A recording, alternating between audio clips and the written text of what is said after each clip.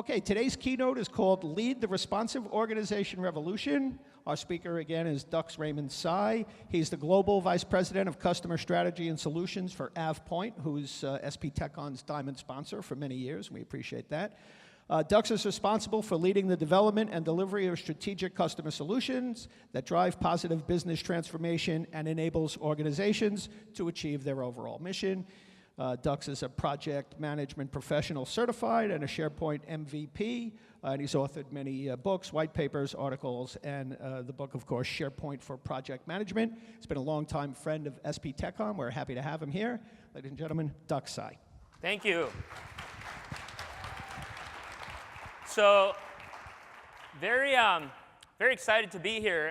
This is a little known fact. You know, Dave, my very first public speaking opportunity at a conference was at SPTechCon. So I owe everything to you. Yeah. So let's give Dave a big hand. So let's get this conversation started. So how do you like the conference so far? Are you all excited about Dell, Azure Machine Learning, O365, OData, Run DMC? No? What I want to talk about this afternoon, yeah, we'll cover some tech, but we'll talk more about the strategy, right? We'll talk more about, in this changing world, how can you do all this stuff? I'm sure some of you are thinking now, well, this week has been great, but dang, when I go back to work on Monday, back to normal. I can't do all this stuff. So that's what I want to talk to you about. In this day and age, we're asked to do more with less. We're asked to do everything for nothing. How do we do it? So in this 30 minutes, I want to talk to you about being IT. How do you inspire, transform, and facilitate business-driven IT? So you guys ready? Okay, so let's start our conversation with this picture. You know, Blockbuster. Anybody know Blockbuster? If you don't, you weren't born yet when they came out. So just a little history here. You know, in 1999, Blockbuster did an IPO. And they raised a lot of money. A lot of money. Around the same time, there's a guy named Reed Hastings who Netflix guy. He founded Netflix. But at that time, he loves movies, and he keeps returning his DVD late. So all these late fees. And he said, you know what? Enough of this. I have an idea. I'm going to start this movie rental company on this thing called the internet. I'm going to start. 1999. So keep that in mind. In 2004, at the height of Blockbuster's business, they had 9,000 stores, bunch of employees, and at the same time, they said, you know what, the CFO decided that we're going to refocus our online strategy, because at that time, they have online rentals, all that. They don't have streaming, but rentals. We're going to cut the budget on our online business, and we're going to build more stores. And at the same time, companies like Hulu started. Web technologies and internet became better. Connectivity became better. And people were warning Blockbuster, you know, you got to think about this thing called the internet. No, that's just a fad. Right? That's kind of like AOL. Yeah? In 2010, they filed bankruptcy. In 2013, well, when they filed bankruptcy, Dish Network bought their name. And last year, they're officially dead. Now, you're saying, well, this happens a lot to tech companies, Dux. I mean, look at AOL, look at Netscape. But I beg to differ. Situations like this have been happening a lot. Who remembers the biggest steel company in this country? Anybody? What's the name of that organization? No, it's a company. Not Bethlehem Steel. Bethlehem Steel was the Facebook of 1910. They built America, right? But where are they today? See, the problem, friends, what's happening, even to this day, we don't learn, companies aren't built for change. You know, when I work with customers, they're like, yeah, Dux, we use agile methodology. We Scrum, we Kanban. I kumbaya. That's a lame lip service, and you know that. Because companies today, in spite of the technologies, the ever-changing world, we operate like we're still in the Industrial Revolution. You know, back then when Henry Ford decided we need to optimize efficiency, we have to have this production line, processes, hierarchies, organization structure. At that time, it's a great idea. Because at that time, that's the only way they could mass produce and do business. Because that's all they had. But today, that process, this way of doing business alone, just won't cut it. Because today, I mean, if you think about it, back then, right, if you have an idea, you know, I have a product to sell, let's say in the 1930s, you put it out, you send it out, right? The only way to send it out, like if you have a new, I don't know, cereal, you send it to the grocery, or a new typewriter, you send it out to the stores, you don't really hear anything about it. You know, customers buy it, they don't like it, they write a letter, dear manufacturer, your typewriter sucks, right? But that whole cycle takes a while. But you as a company, right, what do? Since you're not getting any feedback, you have a plan, you need to produce, you make it more efficient. You optimize your process. Because that's all you know. But friends, as you know, the world today is different. The world today that we live in, the moment you put things out, you get instant feedback. The value of information decreases over time. Well, no, Dux, that's not fair. I mean, in our company, we get people's feedback. I mean, we as IT, you know, when we roll something out, we have a little contact us link. How do you like it? Contact IT. Oh yeah, people give you feedback. What do you do about it? Nothing. Because we're so busy, Dux. The business keeps telling us to do stuff. In today's world, your competitive advantage is what you do with this feedback. And this feedback that you get has a shelf life. The value of information decreases over time. Now, so what are you saying, Dux? You're saying that processes aren't good, the way we run IT shops today is not enough? That's exactly what I'm saying. It's not good enough. If your plans, if your processes, if your structure, if your waterfall model is perfect, that means you can predict the future, because I don't need to hear from anybody else. I don't need feedback. I don't need iterations. But that's not the world we live in, right? The world we live in, we've gone beyond this age of information. We're now in a world that's everything is connected. The lines have blurred. Now, it's not because our customers, which is end users, we call them, or the business users, are giving us a hard time. They have to serve our public customers. Tweet that. No, Instagram that, I should say. See, I'm keeping up with all this stuff. I just lost my train of thought. Okay, so our customers are serving some other end customers, and they need things fast, right?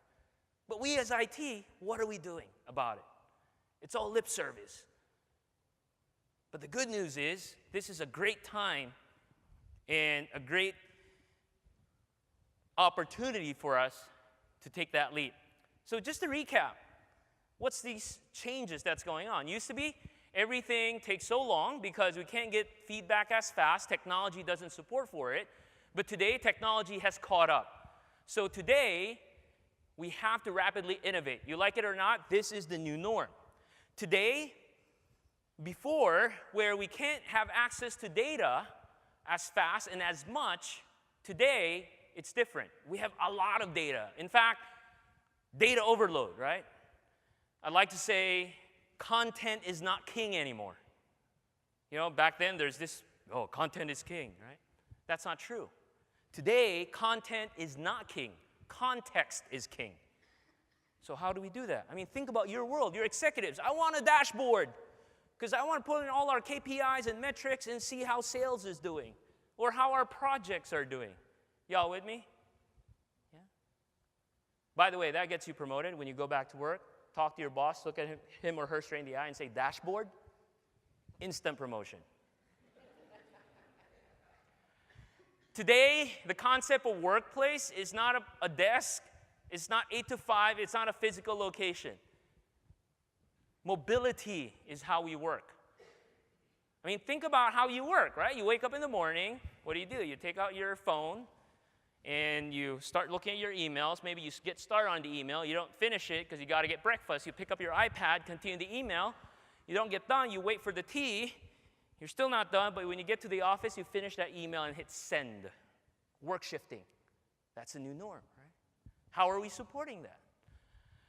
The days of being reactive is not good enough anymore. I mean, we all deal with this to this day, but think about how you can be responsive. All this changes is a good thing. But for us, it is a challenge, but we have to think differently. We have to accept these changes because, you know what? Shift happens. So what do you do with this shift, right? This concept of being responsive is not new, but what's exciting is we're in a day and age where technology has kept up, and we can truly be responsive.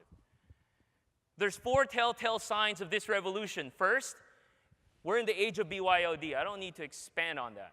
That's the new norm. Everybody loves their own devices. I'm going to get my iPhone 6 Plus tomorrow morning. I'm excited. But that's the new norm.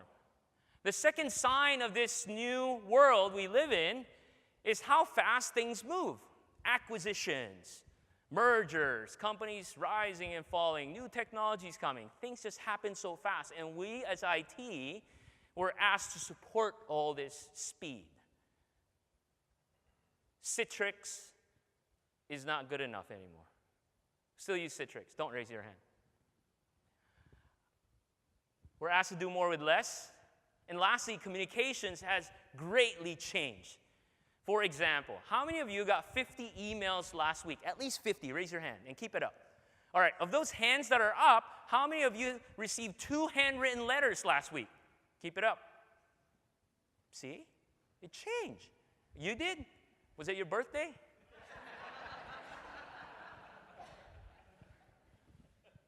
I mean, in our personal lives, we don't use email anymore. I use email to get my Amazon.com shipping information. I communicate with my friends and family with what? Facebook, right? How did you find out about, the royal baby? Was it through the 6 o'clock news? I doubt it. Maybe Facebook or Twitter. Maybe somebody sent you Pinterest. Here are nice, cute baby clothes. My point is, communications has greatly changed in the world we live, yet how are we taking advantage of it in our workplace? We are not. Some of you may say, well, Dux, it's all good. You're trying hard up there, but I don't see any of this new cool technology using it at work because I don't see any value. Well, let me share something with you. I'm from the deep south originally, Manila, Philippines, Southeast Asia. And as you know, one of the worst global calamity happened last year in the Philippines, crazy typhoon. A lot of people suffered. But what you don't know is behind the scenes how lives were saved because of technology. First, through social media, a lot of people were able to tell people where they were after the storm. So after the storm, a lot of people perished. Voice lines were down, but data was up on mobile. So people were tweeting, I'm here. So they captured their GPS on Twitter or Facebook. That's how the responders got to them. Second, the first big group of responders came from Hawaii through the U.S. Navy Pacific Command. The fleet went there, and their rescue efforts is not just using walkie-talkies. They're using SharePoint to coordinate names and relief goods. They're using mobile technologies. They're using enterprise social to coordinate all this stuff. Imagine if we didn't have these technologies, how many more people would have perished? There's great value in technologies like this. Now, the speed of information drives change. Today, companies rise and fall because a bad review can go to Amazon. Companies can start selling tons of stuff because of a tweet from a celebrity. How are you taking advantage of that for your company, internally or even externally? And the answer is you have to, because as Mr. Jack Welch puts it, if the rate of change outside exceeds the rate of change inside, the end is near for you. Just like Blockbuster, just like AOL, just like Bethlehem Steel. Okay, I get it, Dux. It's important. Use all these great technologies that work and not just rely on email. All right? So how do I do this? So I'm going to share 3 steps in the remaining time that I have. I'll share examples. And this is something you can walk away with and do when you go back to work. So how do you facilitate business-driven IT? How do you lead this responsive revolution? First, you have to be responsive. And the reason why you have to be responsive is we can do it today, and the business calls for it. And when I say the business calls for it, for example, this Gartner research, by 2017, chief marketing officer, remember, marketing, they're in the business, will spend more on technology than their counterpart CIOs. Do you want your marketing groups to run their rogue IT? Or do you want marketing groups to start swiping their credit card because IT can't get the job done for you, so they go and buy, like, I don't know, Box, OneDrive, Google Apps, Dropbox? You got to start thinking about that, right? And things are changing. And in order to keep up and in order to be responsive, we as technologists, we have to unlearn the past, whether we like it or not. You know, I live and work in Washington, D.C. I have a change of role recently. I serve as a CTO for AvePoint Public Sector, so I engage a lot with government agencies in the U.S. and globally. There's still trepidation, for example, to go to the cloud. Oh, the cloud's not safe. Oh, we got to buy our own servers. But it's the fear of the unknown. And a lot of folks are stuck in that mindset. Oh, we're going to set up a SharePoint farm. Okay, I need these kinds of servers, couple of VMs. I need to hire an FTE to do this, that, the other. That just won't cut it anymore. You have to get out of that mindset. So when you unlearn the past, what am I saying here? I'm saying is don't get too much stuck on this industrial revolution mindset where everything has to be processes, everything has to be models, everything has to be about efficiency. I'm not saying you get rid of this. This is important, but you got to balance it out with being responsive. So what does it take to be responsive? There's really 3 specific aspects of being responsive, right? So let me kind of explain quickly, and there's tons of great resources out there. And if you're following my tweets right now as I'm speaking, I'm tweeting out some information out there too. You may be wondering, how's that guy tweeting? I'm wearing Google Glass, I'm just blinking, and the tweet goes out. Responsive, right? So, when we think about organizations, think about IT, today, you know, we plan for stuff, right? We're all about planning. Okay, for next fiscal year, what are we going to buy? What infrastructure are we going to build? What are we going to sunset? What releases are we going to do? That's all good.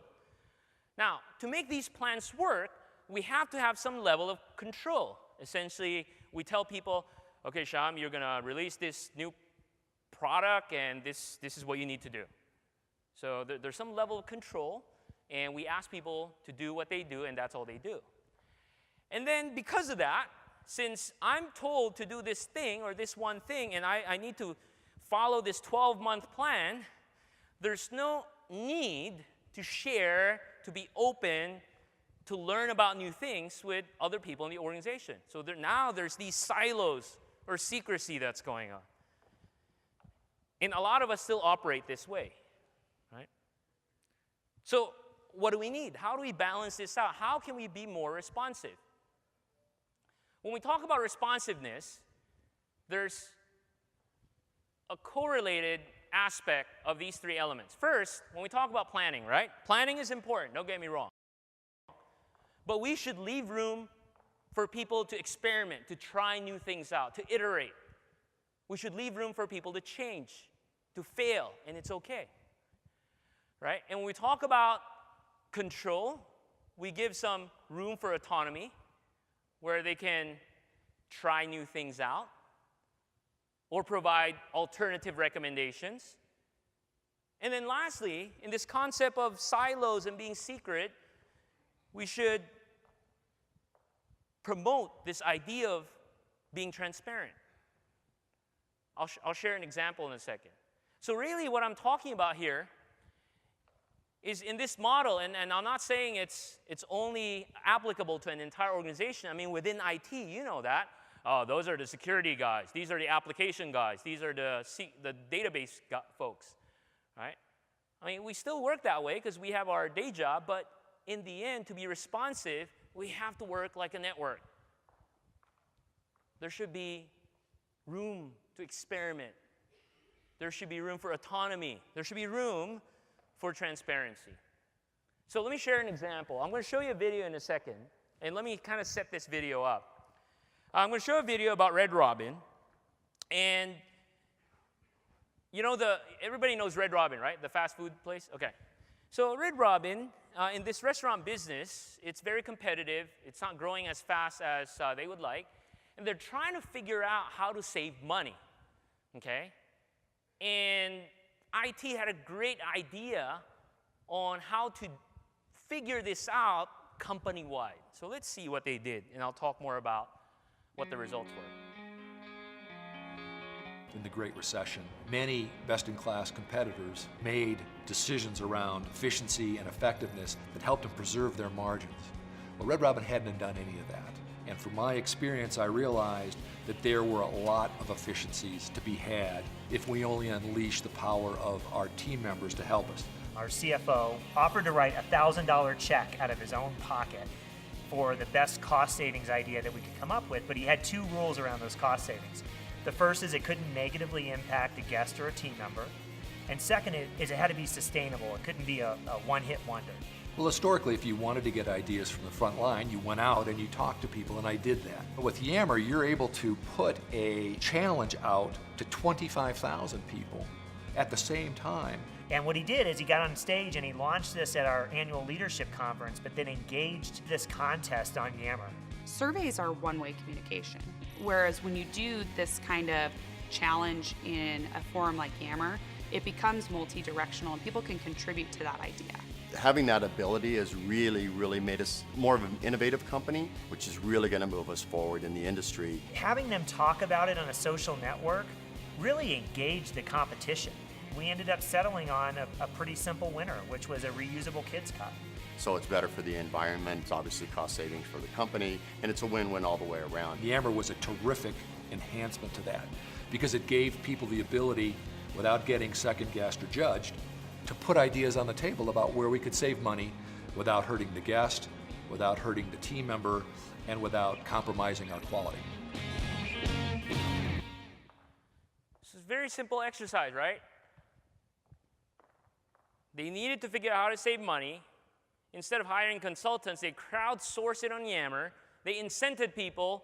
Whoever comes up with the best idea will get a reward. And people voted on the best idea. But guess what? Do you think they only implemented that one idea to save money? I believe they implemented the top 10. And in 2-3 months, they saved a couple 100,000. That's being responsive. You see, some of us here, when we think about tools like this, for example, Yammer, we're like, yeah, we don't want no Facebook in our company. It's not about that. But the question becomes, you as IT, how do you provide guidance to the business to support the goal? And that's what we don't do. We as IT, we're so enamored with the bright, shiny lights. Oh, there's Yammer, there's CRM, there's SharePoint, there's Office. We just throw it out there. And we expect them to figure out. No. We as IT today, to be responsive, we are business enablers. And this is an exciting time, especially with technologies like the cloud. Then you don't have to worry about keeping the lights on. You don't have to worry about service packs, keeping the servers up. Your new job is you'll be a trusted advisor. You know the technology. Our job is to work with the business to identify needs, and it doesn't have to be big things. It could be small things like that. How do we save money? How do we do that? The idea of mapping to business value falls in line with making sure that it's valuable. I mean, for example, SharePoint is a 13, 14-year-old product. But do you know 80% of global SharePoint deployment is nothing but a big file dump?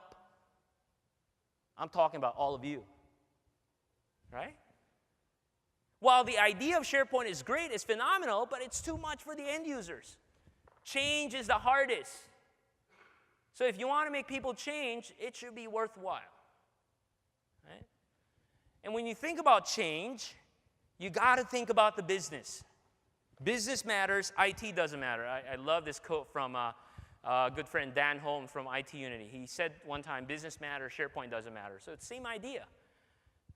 At the end of the day, you work with the business, be it the C-level, the end user, the HR people.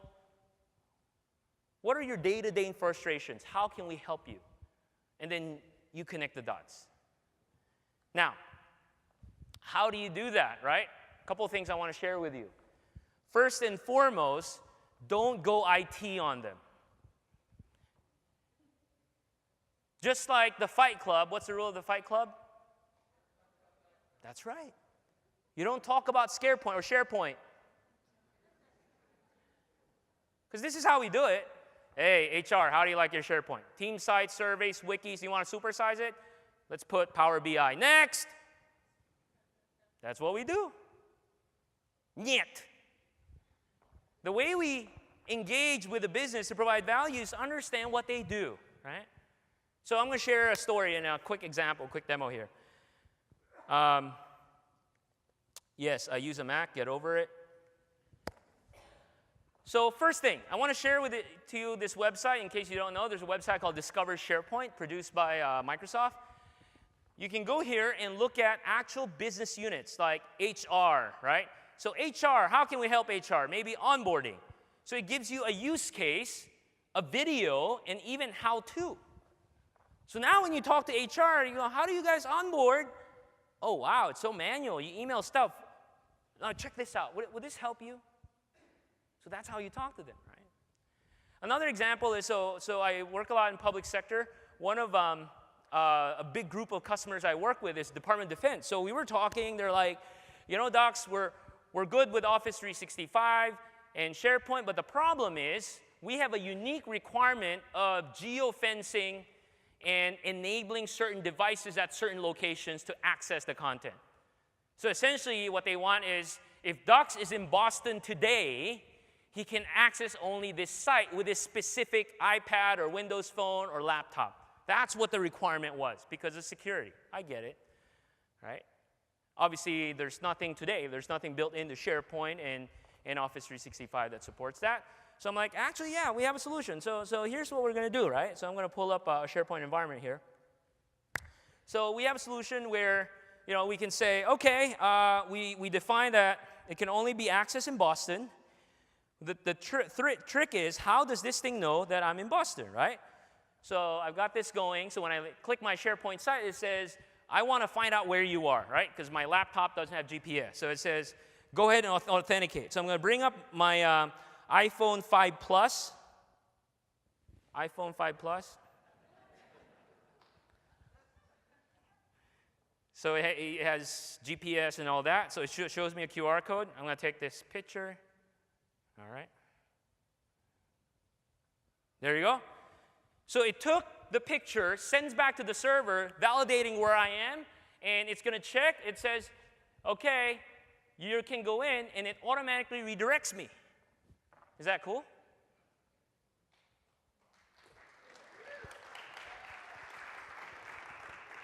But wait, there's more. So the IT guys are now, okay, I want to check who's accessing all this stuff here. Okay, so I'm going to log in to my, I'm the IT guy, right? I'm in,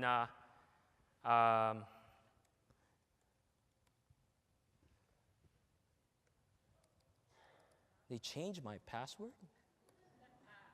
All right. Oh, it's wrong. Okay, hold on.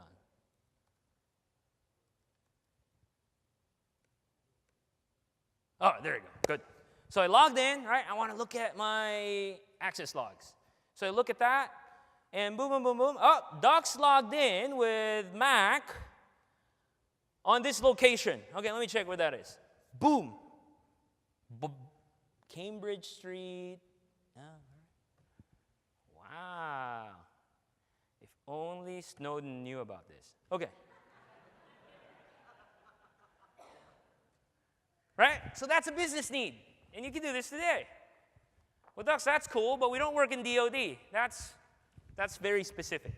Let me share another common example that will relate to you. So here's the biggest problem, right? You love SharePoint internally, it works, but here's the problem. Your end user asks, how do I share this with a customer? I mean, you keep telling me not to send attachments. You told me to send a link, right? I want to do that to the customer. Can I do that? No, not really. So what does the business do? They OneDrive it, Dropbox it, box it, yeah? Or attachments. I mean, yeah, well, that kind of sort of works. Again, there can be problems around that. So what if, right? What if I go to my document library? Yeah, we're still on 2010. I go to my document library and I say, you know what? I want to share these 3 to Dux at meetdux.com. And I only want to give Dux view only, and it should expire by next week. This will self-destruct next week. Now that's cool. So as soon as I do that, that email, be Gmail or Yahoo, will get a link, and that link will take them to this portal. Oops, there you go. Let me log in. And when I log in, voila, oh, those are the 3 files shared with me externally, right? And I said, even if it's a Word document, it so happened I shared a PDF, even if it's a Word document, I can't even open it in Word or download it. It's locked. It's like, let me put it this way. It's like Snapchat for the enterprise.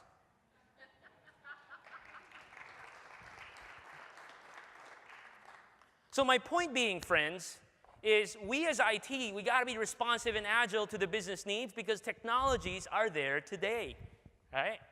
Last step. To facilitate business-driven IT, we got to be responsive, we got to map to business value, but here's the most important one. We have to ensure that we facilitate sustainable adoption. Remember the first time you rolled out SharePoint? Everybody was excited for like 5 minutes, and then we move on. The problem is the way we think about adoption is just sending people to power user training. Not good enough. With these new technologies, part of our strategy as IT is, number one, we got to drive excitement. You got to get end users excited. Little things like being able to figure out how to save money through Yammer, being able to securely share files with existing SharePoint infrastructure. They get excited about that because it helps facilitate change. Today, a lot of business users think of SharePoint as just another file repository other than the file share and their My Documents. But them seeing, wow, I can ask people how we save money, that's huge. And lastly, to facilitate sustainable adoption, people should be empowered to help themselves and to learn. And there's a lot of fantastic solutions out there. I mean, we talk about the cloud. There's a great solution called Content Panda. I believe Heather's here. She could talk more about that. But that's a great way to empower your users, not just with SharePoint, everything in the cloud, right? So when we think about sustainable adoption, don't think that you have to do all this by yourself. You got to work with folks in the business, corporate communications, HR, because they know how to do all this stuff. They know how to drive campaigns. They know how to get people excited. When you do training, for example, make it contextual. Unless you're IT, don't send people to power user training or make them watch videos. Make it contextual to their world. Put together a training for project managers. Put together a training for HR folks. Other than Discover SharePoint, the site I showed you, there's another resource that I just tweeted called Office 365 Adoption Kit. It's a full-blown kit with training, messaging, emails, how you communicate. And even if it says Office 365, it's not just for Office 365. I mean, you could use this stuff on-prem too. You could download all this stuff. There's posters, there's flyers, there's PowerPoint training materials already. Anybody who doesn't know about this? All right. Is this useful stuff? All right, good. So there's a lot of good stuff out there, but don't do it by yourself. Now, one thing I do to encourage learning and keep it interactive, I want to share this with you. By the way, everything I show you, I'll send to you. It's recorded. All you have to do is stop by the AvePoint booth, give your contact, and we'll send all this stuff to you. So one thing I do is I do this game called Jeopardy, right? Some of you may have not seen this. So the way I do it, when I put adoption programs together for companies, we put these little games, and we do it at Lunch and Learns. So we do train the trainers, and the idea is, okay, you learned about SharePoint or Office 365, study up, because this Wednesday we're going to play Jeopardy, there's prizes and whatnot. You want to try this out? You want to play Office 365 Jeopardy? All right, let's play Office 365 Jeopardy. All right, so here's Office 365 Jeopardy, or SharePoint Jeopardy. All right. I'm your host, Dux Trebek. All right, so the idea is people learn their stuff, you put them in teams or whatever you want to do, and you play this game. Okay, so I'm going to get started, right? You guys know how to play this game, correct? All right, so let's start with the first category. SharePoint doesn't suck. For 100. This feature in SharePoint allows up to 99 people edit a document at the same time. Raise your hand if you know the answer.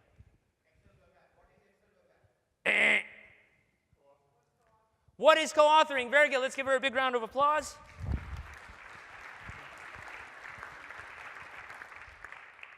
I mean, it's fun, but how many of you just learned about co-authoring? Yes? Learning can be fun and interactive and not cheesy. If you want to dance, you could do that too, but only a few people can pull that off. So, the good news is, this is nothing complex. Ta-da, it's just PowerPoint. You guys want this? $100 a download. I got kids going to college, you know. So, lastly, to facilitate sustainable adoption, make sure you put together a scalable support mechanism that users can help themselves, so things like Content Panda can help. Put an internal community, so for example, State Department. US State Department is the biggest SharePoint deployment outside of Microsoft. They have an internal user group. They have conferences internally. It's awesome. I had the honor of keynoting at the US State Department SharePoint conference, and this is really funny. So it's the first one. I go in there, high security, you know, and I spoke in this hall. I forgot what it's called, but it's the podium where all the presidents spoke, you know, Secretary of State. So I was there, right? I couldn't bring my laptop. I had to bring my PowerPoint. So when they plug it in, it won't open. I go, well, what's wrong? We have PowerPoint 97. My PowerPoint was in 2010 at that time.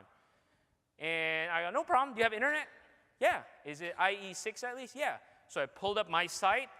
My PowerPoint was in document library. I presented through PowerPoint web app. Responsive, right? So it's fun.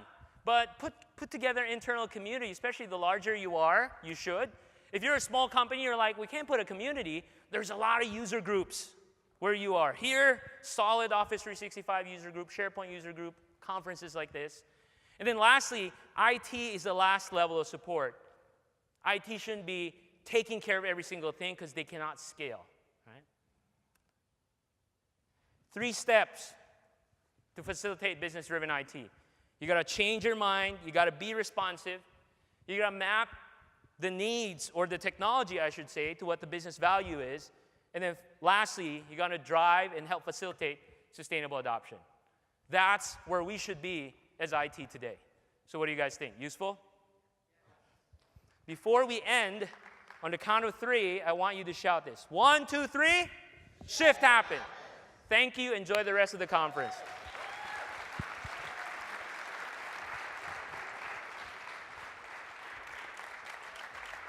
Thank you, sir. Thank you, Dux. How about it for Dux? Is he great or what? He really is. Thank you.